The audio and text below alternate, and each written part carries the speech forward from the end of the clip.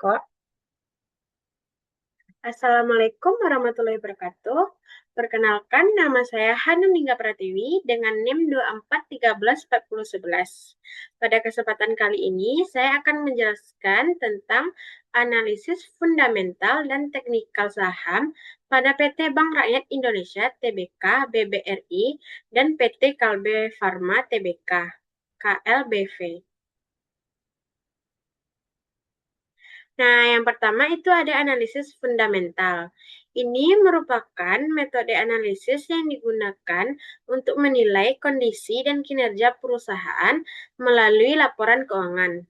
Dalam penelitian ini digunakan 7 rasio keuangan, yaitu Return on Asset atau ROA, Return on Equity atau ROE, Debit to Equity Ratio atau DR, Dividend Payout Ratio atau DPR, Earning per Share atau EPS, Price Earning Ratio atau PR, dan Price to Book Value atau PBF.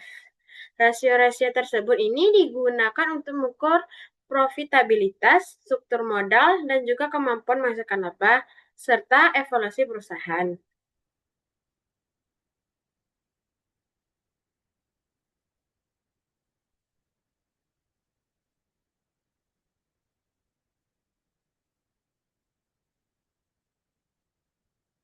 Nah, selanjutnya itu ada analisis teknikal.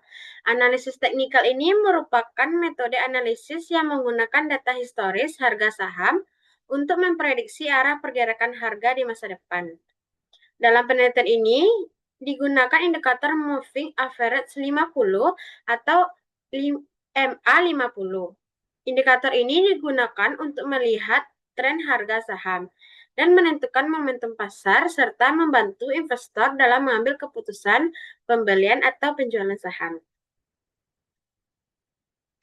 Selanjutnya itu ada profil PT Bank Rakyat Indonesia Tbk BBRI. PT Bank Rakyat Indonesia Tbk atau BBRI ini merupakan salah satu bank terbesar di Indonesia yang didirikan pada tahun 1895. BBRI ini memiliki fokus utama pada pembiayaan sektor usaha mikro, kecil, dan menengah atau UMKM. Perusahaan ini memiliki jaringan yang sangat luas, jumlah nasabahnya juga besar, serta tingkat profitabilitasnya yang tinggi, dan dikenal sebagai perusahaan yang konsisten membagikan dividen kepada pemegang sahamnya. Selanjutnya itu ada profil PT Kalbe Farma Tbk KLBF. PT Kalbe Farma Tbk ini merupakan perusahaan farmasi terbesar di Indonesia yang bergerak dalam bidang obat resep, obat bebas, produk nutrisi, serta minuman kesehatan. Kalbe Farma ini memiliki pangsa pasar yang besar. Produknya juga beragam, tingkat utangnya yang rendah, serta bisnisnya yang juga relatif stabil, sehingga mampu bertahan dalam berbagai kondisi ekonomi. Yang selanjutnya itu ada hasil analisis fundamental BBRI. Berdasarkan hasil analisis fundamentalnya, BBRI ini memiliki ROA sebesar 3,03%, yang menunjukkan kemampuan perusahaannya untuk menghasilkan laba dari aset yang dimiliki. ROE sebesar 19,67% ini menunjukkan tingkat pengembalian modal yang sangat baik. DR itu sebesar 5,49 kali, itu masih dianggap normal dalam industri perbankan. DPR itu sebesar 80/14%, itu menunjukkan bahwa sebagian besar labanya itu dibagikan sebagai dividen. IPS itu mencapai 426 per saham. Sedangkan PR itu sebesar 10 sampai 56 kali dan PBF-nya sebesar 2,12 kali, yang menunjukkan bahwa valuasi saham BBRI ini masih cukup menarik bagi investor. Selanjutnya itu ada hasil analisis fundamental KLBF. Itu hasil analisis yang menunjukkan bahwa KLBF ini memiliki ROA sebesar 12,41%, yang menunjukkan efisiensi penggunaan aset yang sangat baik. ROE sebesar 15,80% yang menunjukkan kemampuan perusahaan menghasilkan keuntungan dari modal pemegang sahamnya. DR itu sebesar 0,20 kali yang menunjukkan struktur modal yang sangat sehat karena perusahaan tidak terlalu bergantung pada utang. Sedangkan DPR itu sebesar 52,24% yang menunjukkan keseimbangan antara pembagian dividen dan kebutuhan ekspansi perusahaannya. Yang selanjutnya itu ada IPS itu sebesar 67% per sahamnya. PER itu sebesar 22,01 kali dan juga PBF-nya sebesar 3,30 kali dalam menunjukkan bahwa pasar memiliki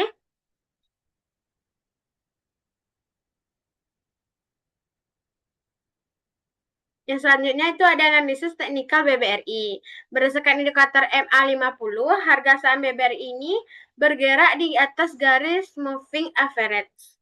Kondisi ini menunjukkan bahwa saham BBRI sedang berada dalam tren naik atau bullish. Selain itu, munculnya sinyal golden cross, high hair height, dan high hair low yang mengindikasikan bahwa momentum kenaikan harga ini masih cukup kuat. Dengan kondisi tersebut, saham BBRI dinilai menarik untuk strategi investasi jangka menengah hingga jangka panjang.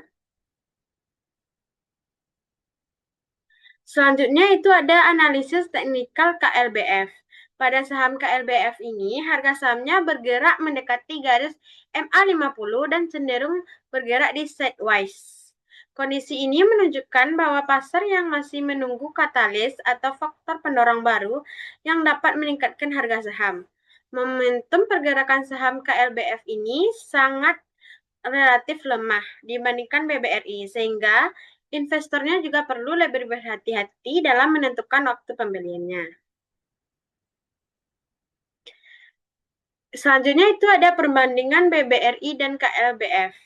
Jika dibandingkan, BBRI ini sebenarnya memiliki keunggulan pada ROE, IPS, dan DPR, serta evaluasi yang lebih murah berdasarkan PR dan PBF. Sementara itu, KLBF itu memiliki keunggulan pada ROA yang lebih tinggi dan DR-nya yang juga jauh lebih rendah, sehingga menunjukkan struktur modalnya yang lebih sehat. Dari sisi teknikal, BBRI ini berada dalam tren bullish, sedangkan KLBF ini masih bergerak pada sideways.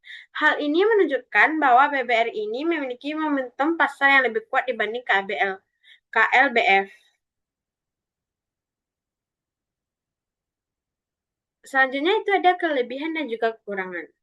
Yang pertama itu ada BBRI. Ini memiliki kelebihan berupa profitabilitasnya yang tinggi, pembagian dividennya yang besar, evaluasinya yang menarik, serta tren harganya yang positif. Namun, BBRI ini memiliki DER yang tinggi karena karakteristik industrinya perbankannya mengandalkan dana pihak ketiga. Sementara KLBF ini memiliki kelebihan berupa tingkat utang yang rendah, efisiensinya yang asetnya yang juga tinggi, dan stabilitas bisnisnya yang baik karena bergerak di sektor kesehatan. Namun, saham KLBF ini memiliki evaluasi yang relatif lebih mahal dan pergerakan harganya yang juga masih cenderung datar.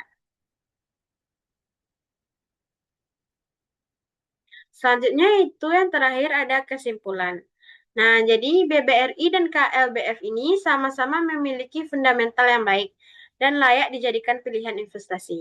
BBRI ini unggul dalam profitabilitas, dividen, valuasi menarik, serta tren teknikal bullish, sehingga cocok untuk investor yang mengejar pertumbuhan dan pendapatan dividen.